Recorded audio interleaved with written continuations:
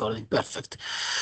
All right, so this is the second lecture of the digital signal processing course. So today we're going to talk about digital filters. The lecture actually is divided into two parts. So in this part, we'll focus on basic principles about digital filters. What do we mean by digital filters?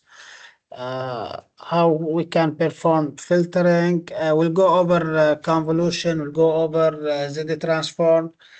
We'll talk about a new concept, the difference equation, and how do we perform sampling from a continuous time signal. All right, so the outline for this lecture, we'll have sampling and aliasing, difference equations, block diagram. Block diagram, basically, every difference equation could be modeled graphically into a block diagram, and we can do the opposite. We can go back from a block diagram into a difference equation. And then we'll talk about impulse and step response. I believe by now you already know what an impulse response is, and the Z transfer function or the Z transform. So discrete time signals, basically, most of our signals in real life, they are in continuous domain, like audio signal or speech signal. However, if we want the computer to process them, we convert these continuous signals into digital signals using the process called sampling. So sampling basically at discrete points in time. So usually that's what we call TS, which is what's known as sampling period.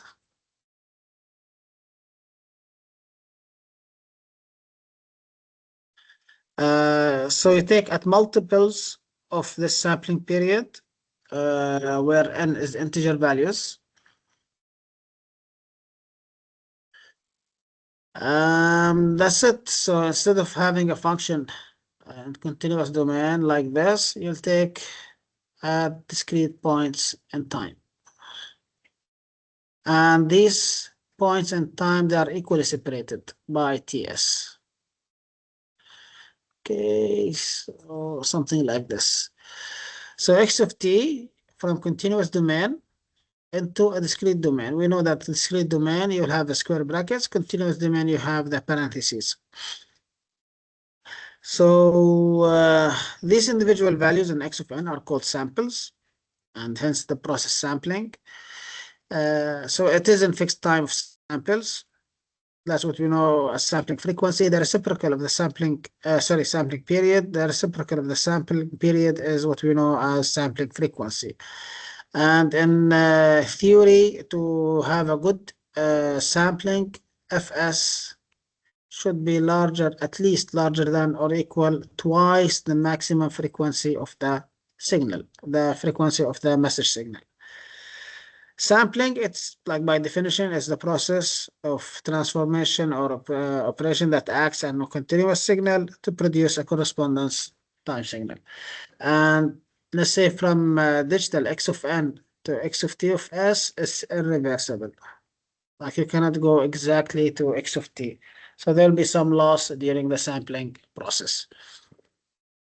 However, there is a somewhat, let's say, tolerance for this loss. If you sample by more than the Nyquist rate, then the loss could be negligible, will be very small. All right, so we can obtain discrete time signals by two ways. So sometimes you can compute from a certain expression. You can, the previous one is sampling, as the original one. Sometimes you can create your own discrete sequence by having a certain expression. For example, W of n equals n squared minus 5n plus 3. And n could be any integer value from negative infinity to infinity. And for each n, you calculate the expression, and then you'll have the samples per index. So we can also compute the values of discrete time signal directly from the formula for example, like this example below, for different values of n. For example, if n equals 0, you will get 3. If n equals 1, you will get 1 minus 5, that's minus 4, plus 3, that's minus 1, and so on.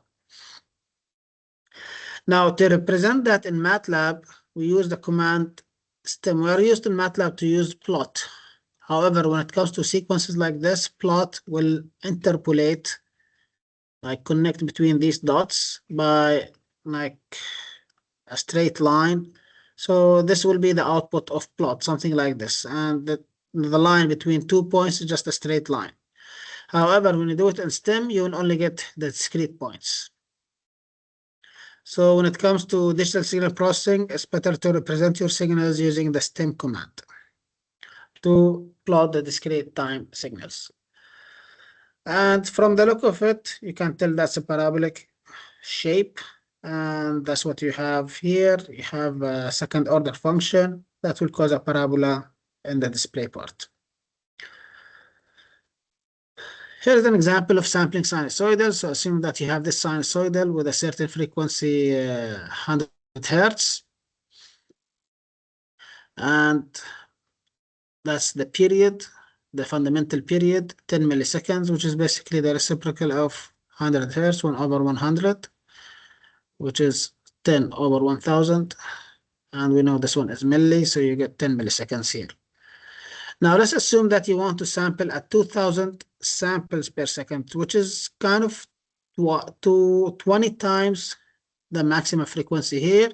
And you can tell that you're getting a very good representation of the signal.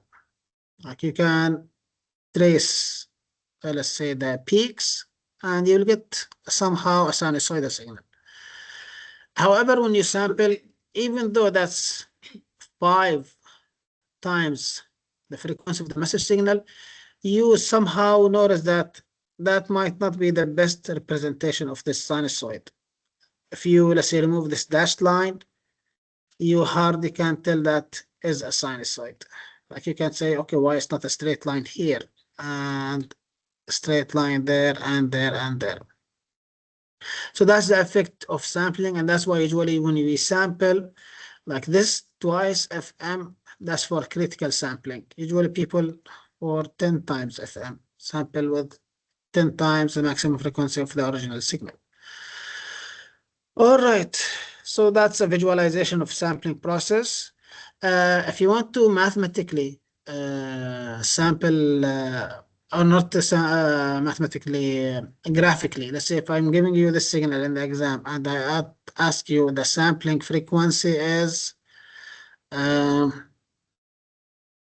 let's see, around, let's see, it would be a proper value, 0.005, 0.005. So this means that when you start at a certain point, say for example here, you start sampling at this point only. So at distances from this point. So this is 0.005, then that's a 0. The distance between them, that's a 0.005, which is 5 milliseconds.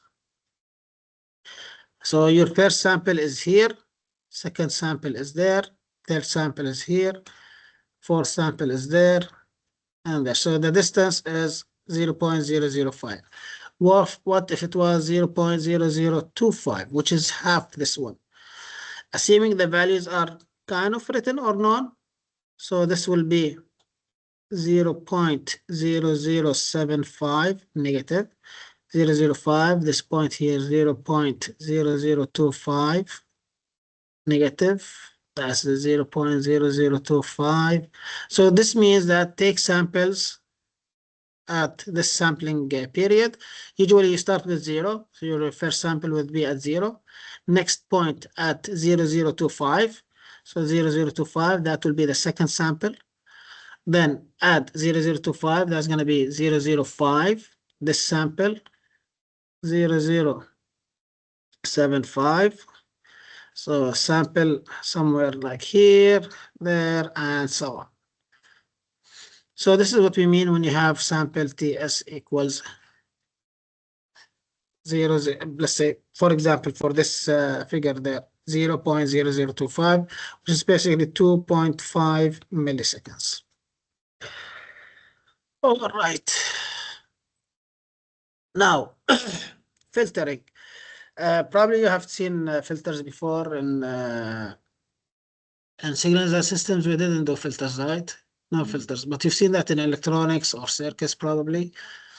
So filter basically is, let's say it's a device that filters frequencies or clean the signal, remove noise or any unwanted signal.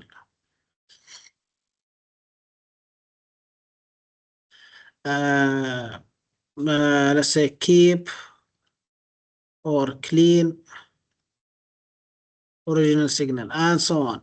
So it is a system to be a general. It could be a device, it could be an algorithm, it could be just code or numbers. So that selectively changes the frequency characteristics of a signal in a desired manner.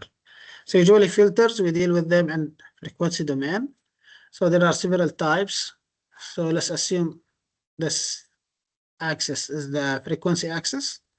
So when you have a filter like this that keeps only the low frequency components, high frequency components will be excluded. So this is what we call a low pass filter. Another kind of filter will do the opposite. So something like this will keep the high components of frequency and remove the low components of frequency. That's what we call a high pass filter. So those are the basic ones. Some of them are a bit, let's say, advanced. You may have selectivity over a certain range of frequencies. So high frequency components will be excluded, low frequency will be excluded, and this is what we call a band pass filter. There is another filter, a band stop filter, which is the opposite to this one. So basically that one could be considered as a combination of low pass and the high pass. So those are the frequency components, and some, let's say, range in the middle here will be excluded. So that's what we call a band stop filter or a notch filter.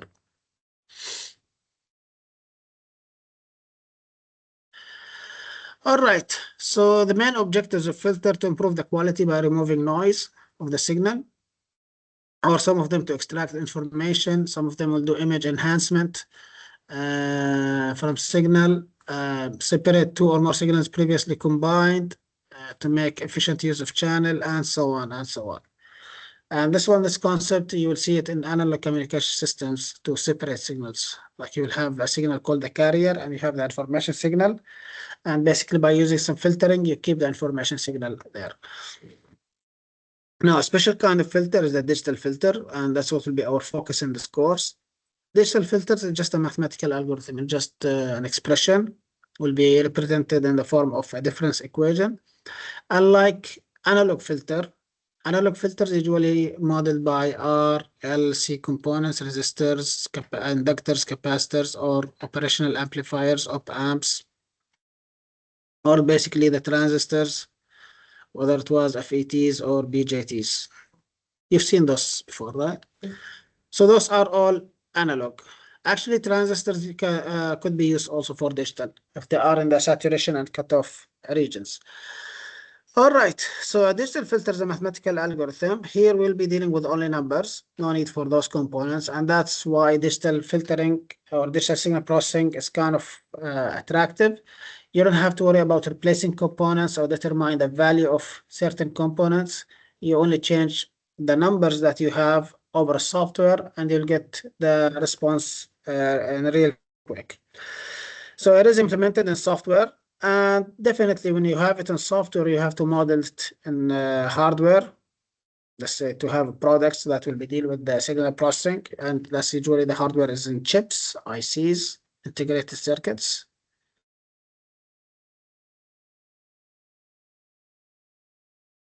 Or what you call an IC, or sometimes people for short, they call them chips. So that operates in digital input signal to produce a digital output signal for the purpose to achieve a filtering objective. All right, so digital filters are represented by something we call a difference equation. So it is used to represent a digital filter. This difference equation combines output, input, and shifted versions of the output, all weighted by certain coefficients. So the general form of a difference equation is given below. So this is the general form, but usually we'll have something like this. So that's an easy example of a difference equation. You have shifted versions of the input and shifted versions of the output, all scaled by certain values. And that's it. That's what the difference equation is. So don't be intimidated by this general expression. Like once you substitute values, it'll be something like this. Very easy to deal with. Now, difference equations, usually they are modeled by block diagrams, something like this. So x of n is the input sequence. Y of n is the output sequence. B of k and A of k are coefficients. Now, A of k, since they are the coefficients, they multiply with y, we call them the feedback coefficients. And B of k, they are the feed-forward coefficients. They are the one you multiply with x. A good concept about the filter is something known as the order of the filter. Order of the filter sometimes reflects the complexity of the filter. The lower the number, the lower the, let's say the filter is not very complex. The higher the number, the more complex the filter is. And this one can be easily defined by saying that it is the maximum of n and m. So n and m here, to make it short, the largest delay in the difference equation. Difference equation. For example, this filter is first order. Simply, when I looked at the delays, I have one, that's it. It's a first order filter. Some filters could we go to second order or third order. Dealing with them in paper is very easy, but when it comes to real-time applications, we'll see later on in this course filter design tool in MATLAB, where you can determine the order of the filter, and you'll see the higher the order, the better the response, but will be also reflect in the number of coefficients, which means the number of, like the memory. The more coefficients, the more memory you need. Why? Because when you have high order, you will have large number of coefficients. So let's say the order is 100. So I'm expecting either uppercase N or uppercase M to be, one of them at least is 100. And these values, so that means I either have 100 values of B or 100 values of A. Like you see the point here, because it's a summation. So this one goes all the way to 100, or this one goes all the way to 100. That's a 100 order filter. So that means the value of K here, the index, will go to 100. So that means I have from 1 to 100. I may have 100 coefficients. Now, if you have million, an order of, let's say, filter million, that means million coefficients. So the higher the order, the higher the memory. It might be better performance, but at the price of memory and complexity of the filter. All right, now let's check this block diagram. Drawing it is very easy. You start by having your input x of n, and have your output y of n, and you will have an adder in between. Now the components are, you have a scalar, like a multiplier, and you have a delay component.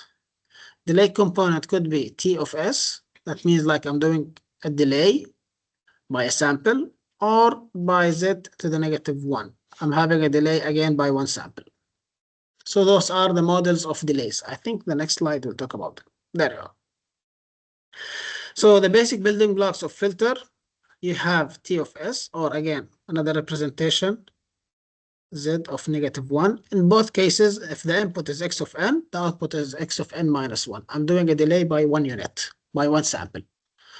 You have the adder. Adder is very basic building block. So x1 and x2, the result will be their addition. If you want to add the weights, you want to multiply by a number, you multiply by a negative value. You have this buffer sample. This is the constant a. So if you have x of n, you will get a x of n. So if you are given an example, y of n equals 3x of n plus 5x of n minus 2, or minus 1, minus 3y of n minus 1. That's it. Something simple like this. We'll do another example later. All right, so the procedure goes as follows. You have x of n,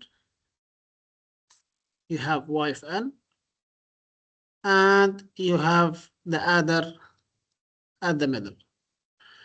And simply, y of n equals 3x of n. So you have x of n multiplied by 3, and there you go. So that's the first component. And that's the output. Go directly there. Direction of arrow is really important, okay? So that's the first component. Second component, 5x of n minus 1. So I need to make a shift for x of n. So to do the shift,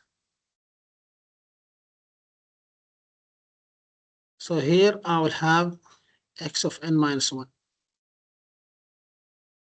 All right, so I have it here. Scale it by how much? 5. And there you go. That's it. So that's the second component. Done.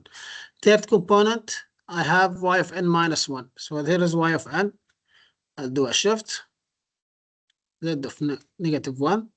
So here I have y of n minus 1. Then I'll do scaling by how much? Negative 3. And that's it. So that's the block diagram for this example here. Another example, let me open the whiteboard.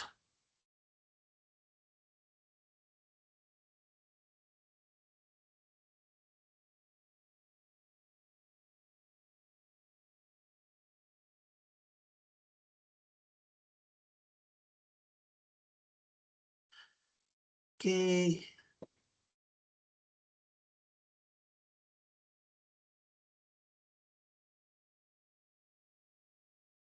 All right, so y of n equals 2x of n minus 3x of n minus 2 plus 5y of n minus 3 plus 10x of, y of n minus 2. First of all, what is the order here? Third order. Simply, I have a 3 delay. So that's 1 point. Now let's draw it. So I have x of n, my input, and I have y of n. And there is the summer point. Okay, so that's my output. Immediately, let's draw the signal to the output from the summing point. Now let's look at the inputs. I have 2x of n. So that's x of n. Scale it by 2. So I'm done with this one. It's always better to cross-check each variable you use. Now, minus 3x of n minus 2. How do I achieve that? So this one here will get me what? Z of minus 1. So here I have x of n minus 1. I'm not there yet. So I need to do another delay. So here, x of n minus 2. No, because delay units are usually modeled by a block. You cannot simply like make it like I see your point, but no, in DSP and block diagrams, it's better to have it element by element. And that's why here in the symbols, it should show you like I have only T of S. So it's not T of N or MTS and minus N. All right. So here I achieved x of n minus 2 multiplied by negative 3, and that's it. Feed it to the summing point. Done with this part. This one here, I have 3 delays. So I have first one, second one, third one. So Z negative 1, Z negative 1, Z negative 1. And also like keep the consistency when you use variables. So if I use for one block Z to the negative 1, all should be Z to the negative 1. I cannot say, oh, this one I'm going to use TS. No, keep always the same. All right, so I have 3 delays multiplied by 5. And there you go. Okay, so I'm done with here. Here I have 10 y of n minus 2. So this is n minus 2. Scale it with 10. And you add the variable. You add it there, and that's it. That's the result of this block diagram. All right, I want you to try on your own. I'm going to give you the block diagram, you come up with expression. Like do the opposite. X of n.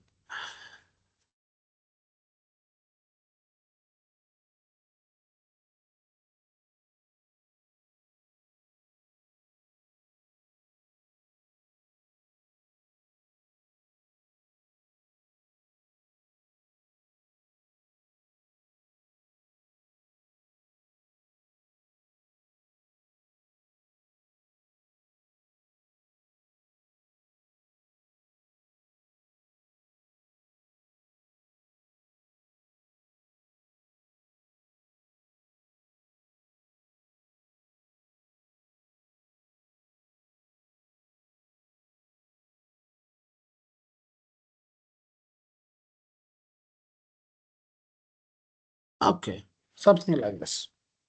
Might not be the best kind of drawing, but I hope it is clear for you to solve. So in this question, find the difference equation or express the block diagram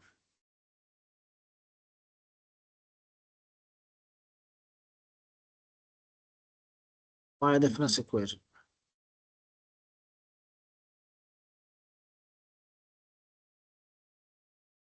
Equation.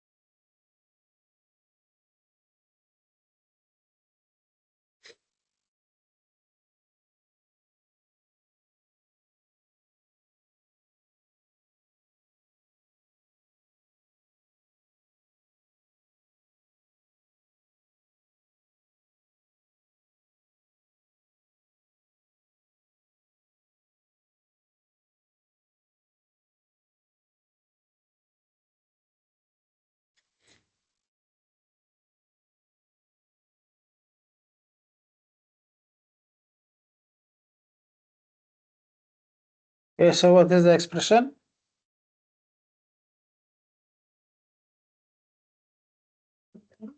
Plus 4x of n minus Y of n equals negative 3x of n plus 4x of n minus 1 minus 3x of n minus 2 plus 4y plus 4y of n minus 1 plus y of n minus 2. plus y of n minus 2.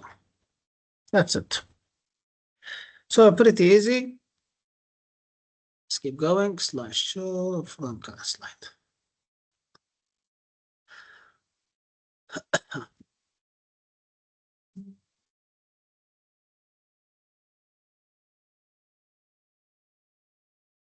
All right. So that's a general form of the block diagram, regardless of the order. But again, we've seen that doing it is easy. Here is just showing you that the uppercase M is the number of coefficients at the input, the feed-forward coefficients, and here is the number of feedback coefficients, M. All right, so an example, I believe we've done similar examples, so I'll skip over this one. Pretty straightforward. So usually continuous time signals, like there are many forms. So sinusoidal, that's a general form of sinusoidal, amplitude, frequency, and phase. Now, this one could be sine or cosine, doesn't matter. Only 90 degrees phase shift between them. Unit step and unit ramp function. Unit step has a value of 1 after for positive values of time and 0 elsewhere. Unit ramp is just the same, but t instead of 1. The unit step function defines when the graph is going to be 1. Another case of 1 or more cases on unit step as a linear function, it's called a unit ramp. Okay, now the impulse function, delta function, delta t equals 1 when t equals 0 and it's 0 elsewhere. So also call that Dirac delta function. So it is an idealization of a signal that's very large near t equals 0, very small away from t equals 0, and has a integration of 1. So saying that the integration of delta t dot dt equals 1 from negative infinity to infinity. So that's the concept here. However, we model it in terms of amplitude, something like this, but it says that over this point, t equals 0, that's like this one goes to infinity, somewhere like a very large value. You have a very large near t equals 0, but that's in reality, but we model it in ideal situation, something like this. The exponential signal, we already know that, so it is in this form, e to the power alpha t, sigma t, whatever. If this coefficient is positive, then exponential growth. If it's negative, exponential decay. Okay. So the impulse response, basically, all of our systems are modeled like this, x of n. You have the impulse response h of n. We have y of n. So why did they call it impulse response? It is the output of the system when you have the input as delta. So we have y of n, in terms of concept, is x of n convolved with h of n. Now, if x of n equals delta of n. So you have y of n equals delta of n convolved with h of n. And if you guys remember from signals and systems, any convolution with delta will lead to the system itself. So in this case, the output of the system equals h of n. That's only when you have the input as delta function. All right. So it is defined as the output of the filter when the input is the unit impulse response. Some properties here. A digital filter is called causal if the impulse response is causal, and that's when you have h of n equals 0 when n less than 0. So basically, your response cannot have values at negative indices of time. So next slide, actually. So here the impulse response, so you have a filter here, for example, starts from 0, 1, 2, 3 at negative indices, -1, there are no values, 0 values, so this is causal. However, this one here at -2 and -1 has values, so this one is not causal. Bounded system or a stable system, if the amplitude of the absolute value is summable, that it does not go over to infinity. So for example, if you are given a filter h of n equal 1, 10, 5. So this is a filter with coefficients 1, 10, and 5. We'll see this notation a lot in this course. So here the summation from negative infinity to infinity, absolute value of h of n will equal 1 plus 10 plus 5, that's 16. So this is less than infinity, so this is a stable filter. All right. What if it was a negative value here? We still take the positive for coefficients. Coefficients could be negative, could be positive. The coefficients of any filter could be negative, could be positive. All right. So we talked about the impulse response. Here, stability, by the time it goes, the system value, let's say it goes down, so it does not overshoot until to a way that it goes to, let's say, a 0. So in this case, it is stable. This one, by the increase in time, it's like that system, what we call overshoot, will start having very large values when the time grows, and in this case, it's unstable. All right. Step response, we don't usually do it, but sometimes it's run, let's say, for analysis to find the running sum of a certain filter. So the step response of a digital filter is defined as the output of the filter when the input is the unit step function. So it's not like the impulse response, it's a bit different. So the step response is the running sum of the impulse response. So it is S of n from minus infinity to n, h of k.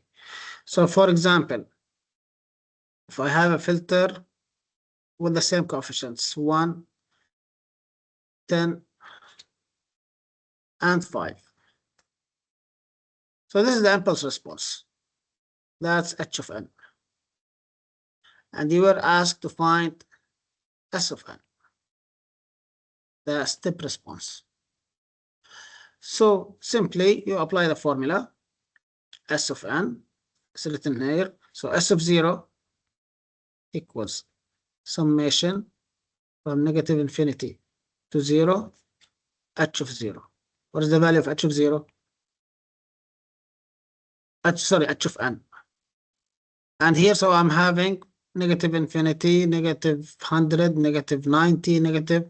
So all negative values, because I have the system as causal. So this negative actually does not mean anything. Like I start from 0. So I'm doing summation over 1 point. That's a 0. So h of 0 equals 1. By the way, if you guys remember from signals and systems, the first index by default is 0. That's 1. That's 2. That's indices. Now, S of 1, summation from 0 to 1, h of n. That equals h of 0 plus h of 1. You have 1, you have 10, that's going to be 11. S of 2,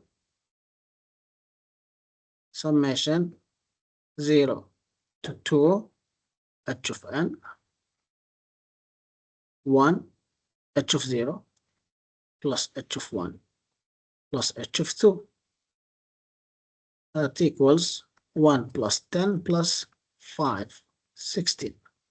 What about S of 3?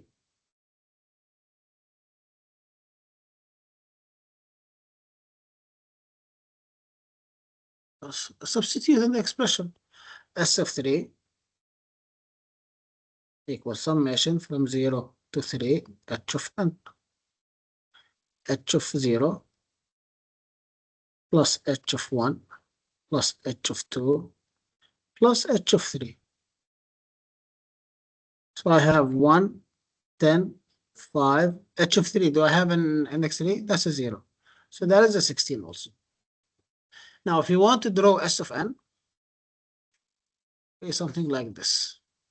So it's running summation. So the number will be always cumulative until it reaches a constant value. So S of 0 was 1. So that's a 0. So I have 1.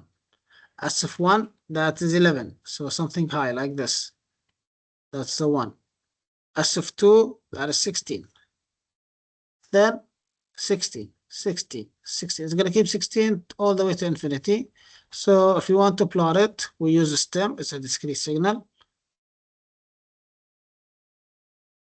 And that's it. So it's going to stop at 60.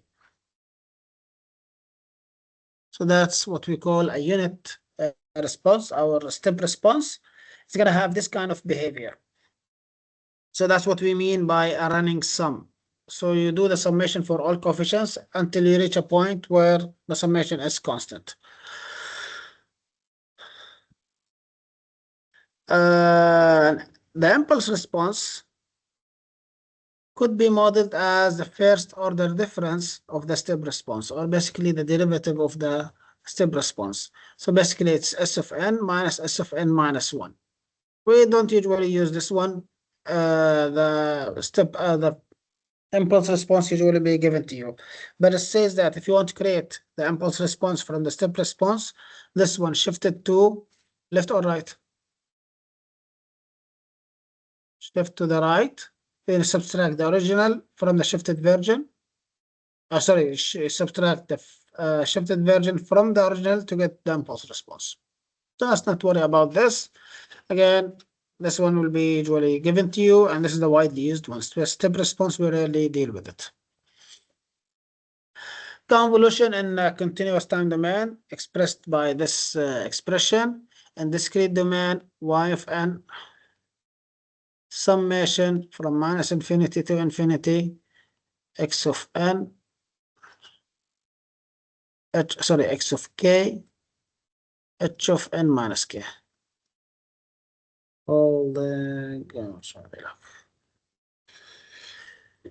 Okay, so that's the expression in discrete domain. Convolution in terms of a process is a mathematical way of combining two signals in order to form a third signal. So it relates three signals: input, output, and the filter response. That's the expression in continuous time domain. So usually convolution has these three phases. So initial state before the overlap, before the function leaves the x-axis, then transit state when they have variations, and then you have the steady state. In discrete domain, let's not worry about these terminologies. You've seen in signals and systems, convolution and discrete is way easy, and there are many ways to solve it. Okay, so that's the convolution sum. So that's the output. We'll do more into convolution, I think, this class or next week. We will check. I will check once we do the worksheet. At the end of this lecture, inshallah, we'll have a worksheet. So the output y of n of a digital filter with an input x of n is the impulse response. Okay, so that's the expression here. You could, let's say, change the order, and that will not affect the result. Z transform by definition, you have it summation from minus infinity to infinity, x of n, z of n, z of negative to the power negative n. Most of our systems are causal. We start from 0, so you don't have to worry about the infinity. So we bring just causal. Yeah. Because see, what causals means is like physically reliable, physically meaningful. You don't have a signal in negative time. So that's like why our signals are always causal. You never have a signal with a negative index in time. So yeah, since signals are causal, it's the same expression what I did there. Okay, so the transfer function of Z transform basically of any digital filter is denoted by h of z. Since we used h of n in discrete domain, in transforms, usually the function will change into uppercase and we'll use the new variable. So it's going to be h of z, and it's defined as the ratio of the transform of output over the input. All right. So obtaining it is very easy, very straightforward. There are two ways to represent it. You can represent it as some polynomial over polynomial in terms of coefficients, betas and alphas, or you can have it in terms of zeros and poles. They both mean the same thing. Nowadays with calculators, it's very easy to obtain. Usually have something like this. Once we are given, let's say, I'm giving you the difference equation. You apply Z transform, then you divide, and you'll have polynomial over polynomial to get the impulse response of the filter. Then you do the standard partial fraction expansion, finding the coefficients, and do the inverse to find it in time domain or discrete domain. All right, so this one actually we are concerned about this representation to find the poles to determine stability of the filter. In Z transform, poles have to be where? Inside the unit circle. In the Z transform. So that's one, and that's your stability or stability region where the poles should be inside. All right, so the z is there, what we call the roots of the numerator or the zeros of the transfer function. The poles are the roots of the denominator, so they are the poles, and we are concerned about the poles because these are the points where the transfer function becomes infinity. Okay, so you represent them usually with a zero plane, or sorry, the z plane or the pole zero diagram. And MATLAB is just a simple command. Actually, next week I'll start introducing labs into this course. Just simple scripts that will give you a meaning about like these signals and digital signals. Okay, so in this diagram, zeros are represented by circles, empty circles, and the poles are represented by an X or a cross.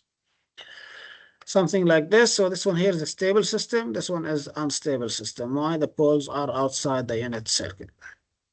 I've seen that in signals and systems, so that's why I'm going over them a little bit quick. Yeah, one pole.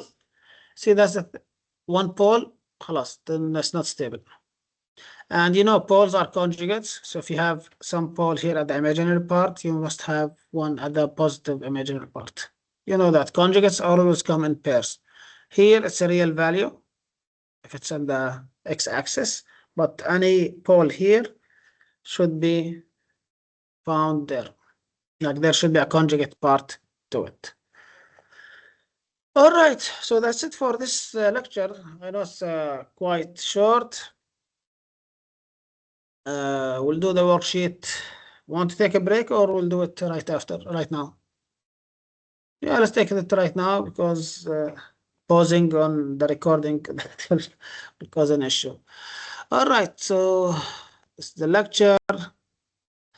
I'll keep the whiteboard open.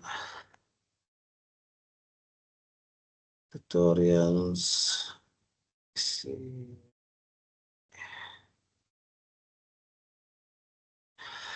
All right. So write the difference equation for the following block diagram representation of this filter. I think it should be easy. I'll go over it real quick. All right, given the following impulse response, implement this in a block diagram filter structure where the output is equivalent to the convolution of the input signal with the given impulse response h of n. All right, actually these questions are really good because there are some, I want to say some background that's missing, but there are things that will be repeated in the course. It's good to determine terminology from now. Snippet.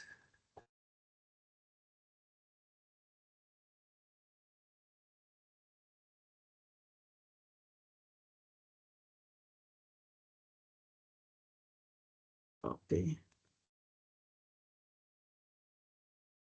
Okay.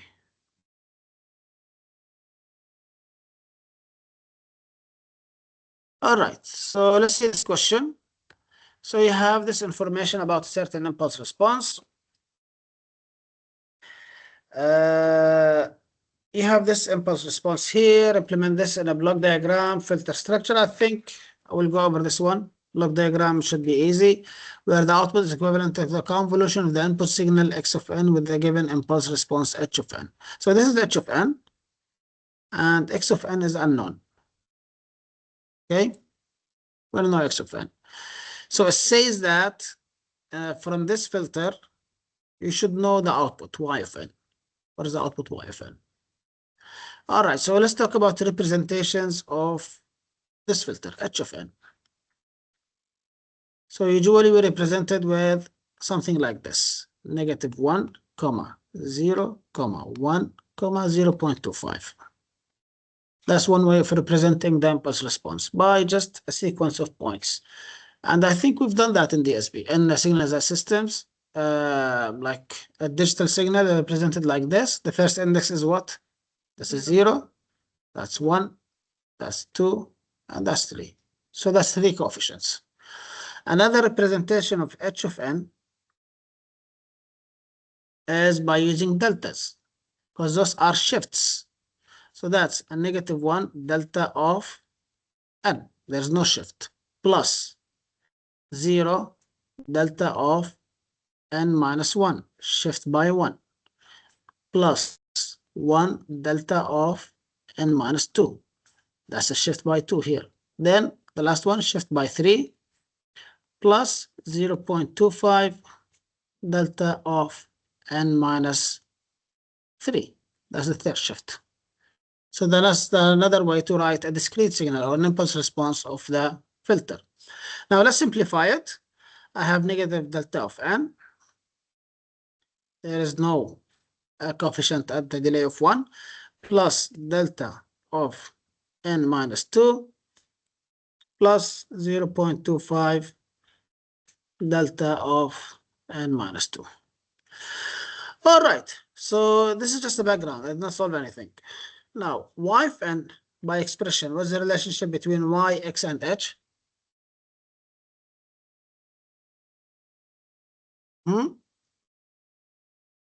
times لا, the process is h of n convolved with x of n. Now we mentioned x of n is unknown, so we'll keep it as x of n. So y of n, remember in properties convolving with delta, what will be the result? Okay, now the shifted delta will be a shifted version of the system. So I have negative, I'll write the function itself, negative delta of n plus delta of n minus 2 plus 0.25 delta of n minus 3, sorry, this is 3, convolved with x of n. So the result will be negative x of n. So that's the result of convolving this plus delta of, sorry, not delta, x of n minus 2. That's the result of convolving delta of n minus 2 by x. So I'm going to put two lines, plus 0.25 x of n minus 3. I'm going to use this line and this line just to show that each output where it comes from the input. So that's the result of convolving x and h. All right, is it clear? So make sure to remember that any function, or let's say x of n convolved with delta of n minus alpha, alpha could be any constant, will be x of n minus alpha. So you just create a shifted version of the signal itself. All right, so that's it. That's the output y of n. Doing it block diagram should be easy, I believe.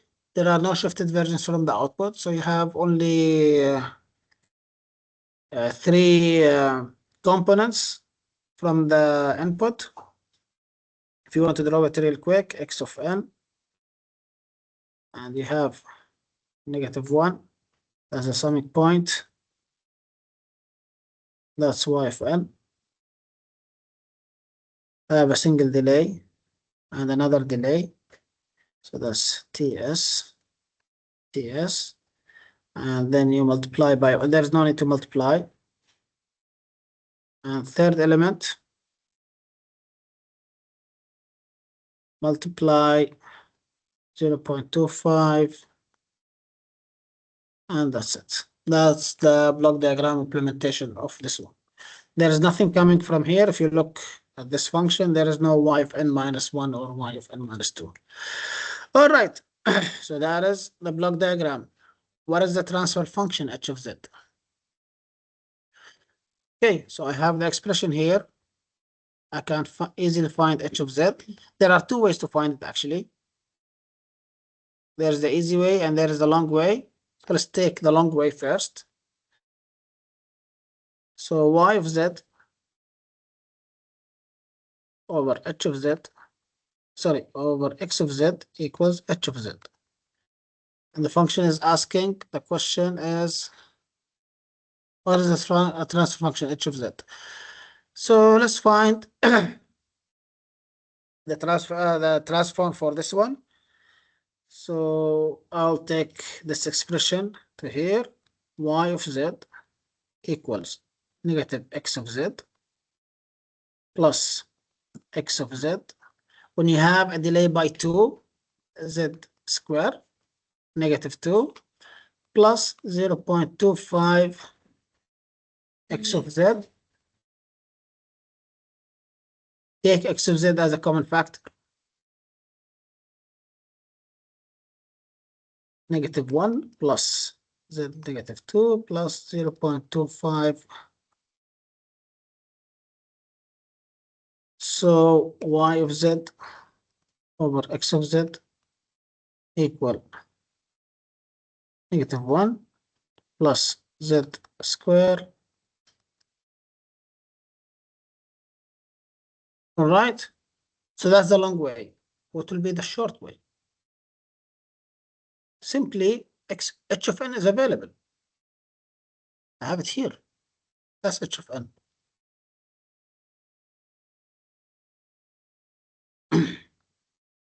Now, if you remember delta of n z negative 1, sorry, z to the negative n, n equal negative infinity or 0 to infinity. What was the value there?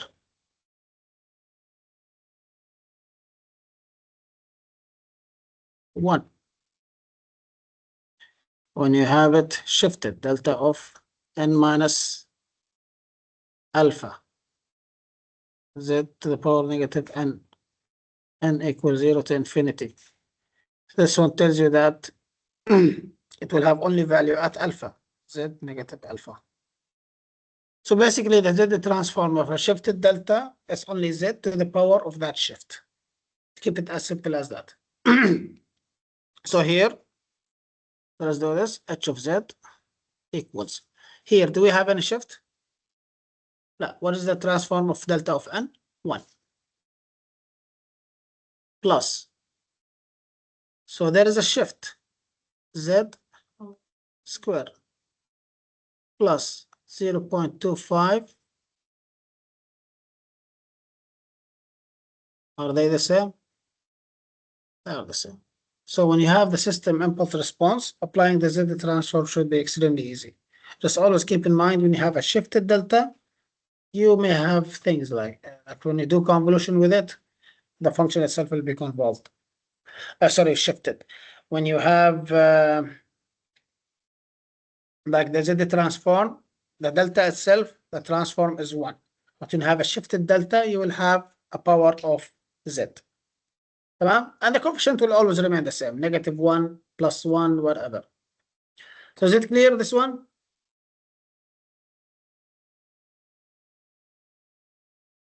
Sorry. That's a negative 1, match. So h of n, we found it. Sorry, h of z.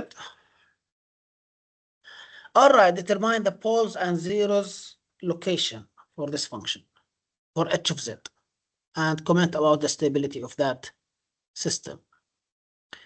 Now we are given something like this. How to find the poles and zeros. First, are we used to deal with negative powers? So what will be the best solution? How? Z what? Only one Z?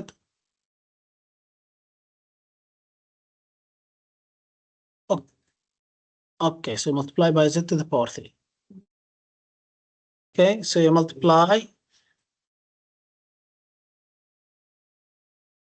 It's like multiplying by 1.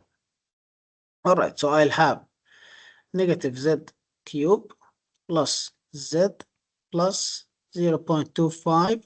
That's it. Over Z cube. Use the calculator, find the zeros and the poles. What are the zeros? Calculator, Mark, calculator. Oh, this is cubic function. Don't forget to put negative 1, 0, 1, 0.25. So you must have 3 zeros. 1.20.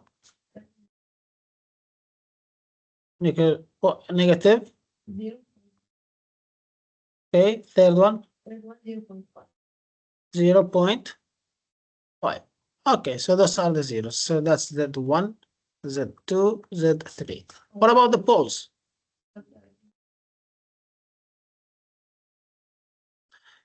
الحل موجود. Let's check the solution. لا سكوير مش كيوب. ناسي. لا بس you got 3 zeros.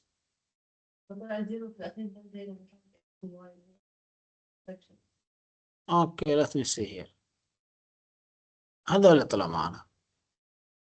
Negative 84, negative 27, 1.1. Anyways, هذول zeros. So And let's rely on the slides for the zeros. Now, what about the poles? Any comments? should be inside. لا بس إنه هون عندنا هذا الفانكشن z cube. What are the poles? 0. How many? 3 zeros. So I have 3 poles. That's the correct expression. 3 poles at 0. So if you want to represent that in the unit circle, I have poles x. Say there are 3 poles, I'll put the number 3. So that's 3 poles at 0. Now the zeros, so there was, I think, 1.1. Yeah. Negative 2.7, negative 8.4.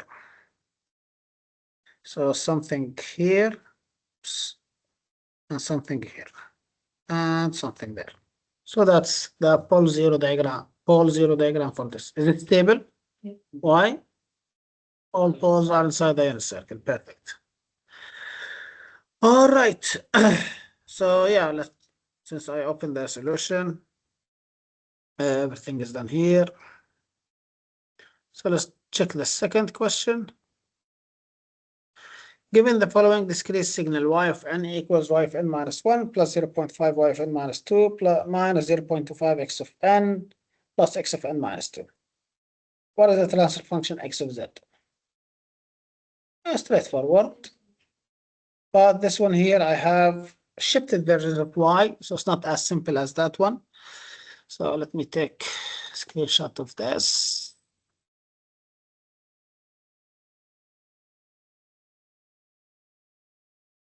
Copy.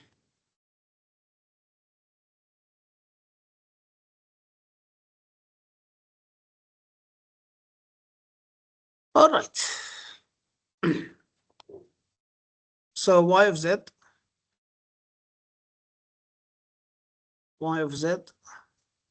z negative 1 plus 0.5 y of z negative 2. So I did this one and that one. Negative 0.25 x of z plus x of z negative 2. صح? All right, so let's take those to this side. So I have y of z minus y of z negative 1 plus 0.5 y of z negative 2, that equal to 5 x of z.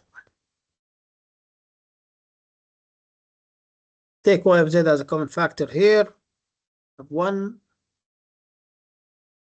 minus z negative 1 plus 0.5 z negative 2, that equal, take x of z as a common factor, negative 2.5 plus z negative 2. So y of z over x of z should equal negative 2.5 plus z negative 9 over 1 minus z negative 1 plus 0.5 negative 2. صح? All right, so that's the transfer function. Poles and zeros, same thing. I have near 0.25 z square plus 1 over z square minus z plus 0.5. Okay, so I have 2 zeros, z1 and z2, and I have 2 poles, p1 and p2.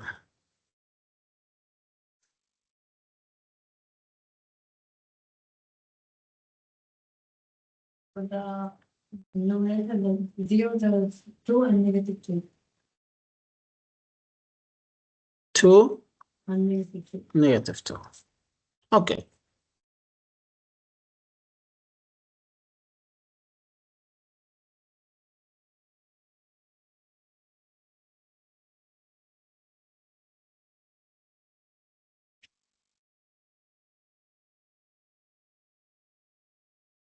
أخذنا 0.5.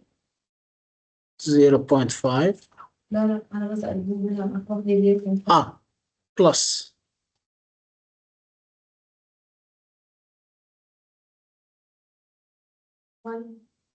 0.5 plus 0.5 R.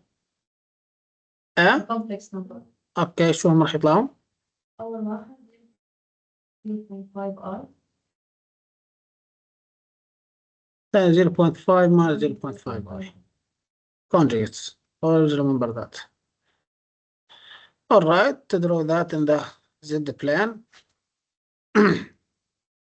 I have my zeros at 2 and -2. My poles positive, something like this. 0.5 plus 0.5 I. 0.5 minus 0.5 I. Okay, stable ولا لا؟ Stable. Let's check. I believe I uploaded this one also for you. Okay.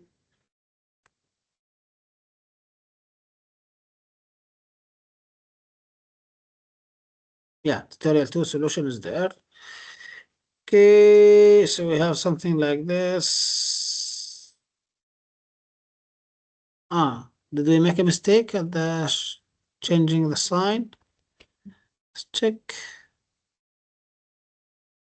صارت negative. أنا قلت هاي positive على فكرة. I should be negative هاي. Okay, to change the nature of the question one سؤال. So let's keep this one negative. يلا. So negative.